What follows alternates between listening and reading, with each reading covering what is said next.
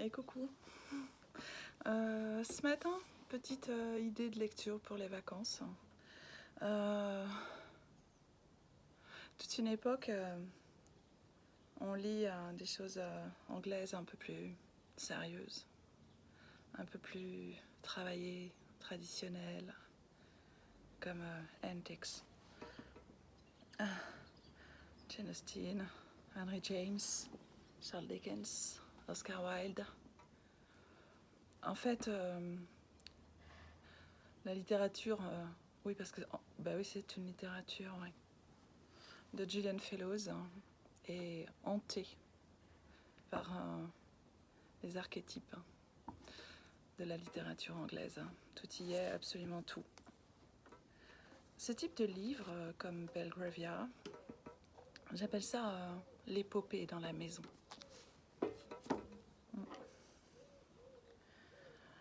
Ah oui. Parfois j'entends Ahmed Julian Fellows, Downton Abbey, c'est de la littérature pour Nana, avec un peu de commisération. Outre le fait que j'aime pas trop la commisération, le sarcasme,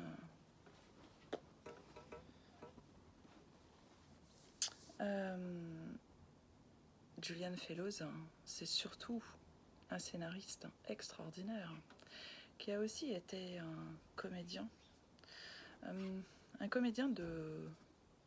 et après un scénariste de rencontres et de fidélité.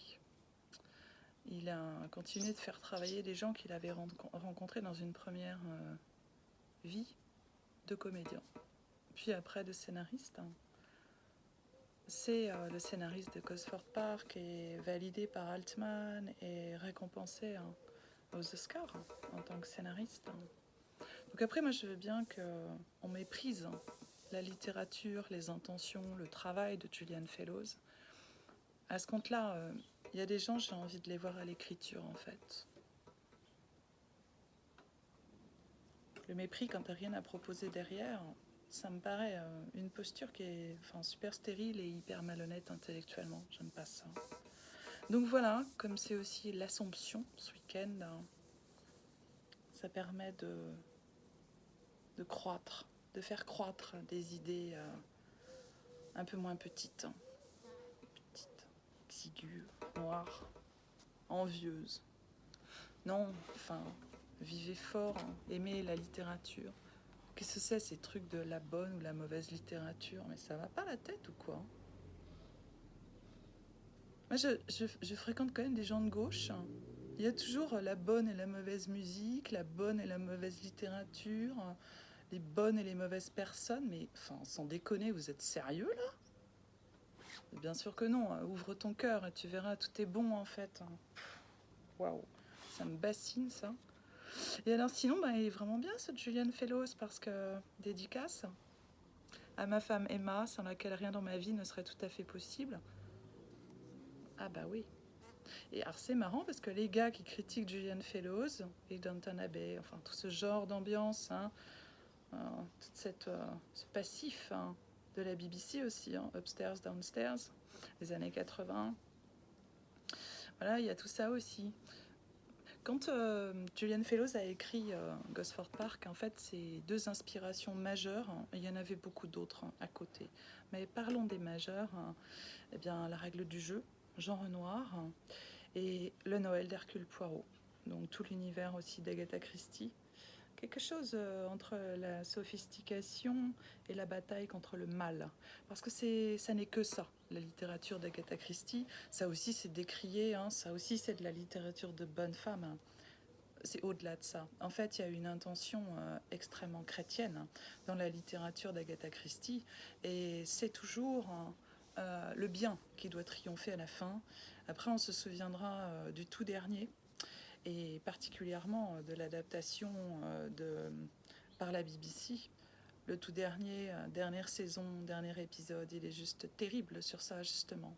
Et Hercule Poirot le paye de sa vie, cette dualité, le bien, le mal. Et comment est-ce qu'on se met au service du bien? Comment est-ce qu'on élève l'être humain? Waouh, c'est chaud. Donc voilà.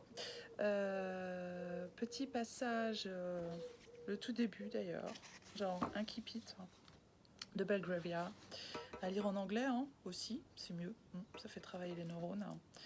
Il va y avoir une adaptation, j'ai vu, et Julian Fellows a plein de projets en ce moment, dont une adaptation. Je trouve que c'est vraiment un projet qui aurait pu se faire il y a plus longtemps, mais génial quoi, sur la saga des Rothschild. Très intéressant. Le bal avant la bataille. Dans le passé, on est comme en pays étranger, dit-on. Les choses s'y font différemment. Sans doute est-ce vrai en ce qui concerne la morale, les mœurs, le rôle des femmes, le type de gouvernement et bien d'autres aspects de notre vie quotidienne. Mais il existe aussi des similitudes. L'ambition, l'envie, la rage, la cupidité, la gentillesse, l'altruisme et plus encore l'amour ont toujours eu une influence déterminante sur nos choix, hier comme aujourd'hui. Voici l'histoire de personnages qui vécurent il y a 2 siècles. Pourtant, les désirs, rejets et passions qui les animèrent ressemblent pour beaucoup aux nôtres, tels que nous sommes dans l'époque où nous vivons. En juin 1815, Bruxelles paraissait en fête. Entre les marchés en plein air où de nombreux badauds circulaient au milieu des éventaires bariolés et les cabriolets roulant bon train dans les rues pour amener ces dames de la haute société au dernier rendez-vous mondain, escortées de leur charmante progéniture, qui se serait cru à la veille d'une guerre dans la capitale d'un pays qui avait été arraché d'un royaume pour être annexé par un autre 3 mois plus tôt. Oui, qui aurait pu imaginer que Napoléon était déjà en marche et qu'il pouvait à tout moment établir son camp en bordure de la ville. Mais ces questions n'intéressaient guère Sophia Tranchard, tandis qu'elle fendait la foule d'un pas déjà fort décidé pour ses 18 ans. Comme toute jeune fille de bonne famille, en particulier en pays étranger, elle était accompagnée par sa femme de chambre, Jane Croft. Cette dernière avait 4 ans de plus que sa maîtresse. Pourtant, à les voir, c'était Sophia qui paraissait le mieux à même de protéger sa compagne d'éventuelles mauvaises rencontres. Elle était jolie, très jolie même, de ses beautés blondes, aux yeux bleus, typiquement anglaises, et aux plis déterminés de ses lèvres, on voyait que cette jeune demoiselle avait le goût de l'aventure et qu'elle n'attendrait pas la permission de sa mère pour s'y lancer. Elle houspilla sa femme de chambre. « Dépêche-toi un peu, Jane, sinon il sera déjà parti déjeuner et la journée sera gâchée. » Elle était à cette époque de la vie, elle était à cette étape de la vie, que chacun traverse peu ou prou, lorsque c'en est fini de l'enfance et qu'un sentiment de fausse maturité vous donne l'impression que tout est possible, jusqu'à ce que l'entrée dans l'âge adulte prouve qu'en définitive, il n'en est rien. Et bien sûr, en littérature anglaise, quelqu'un dont on parle de moins en moins, alors on se souvient forcément de Tess, adaptée par Roman Polanski, mais c'est Thomas Hardy. Ça, c'est vraiment l'Angleterre traditionnelle, avec aussi sa cruauté, avec ses classes sociales tellement cloisonnées, avec cet ordre, et à la fois avec ce côté tellement fantaisiste. J'aime beaucoup, j'aime beaucoup. Je vous souhaite une bonne journée, et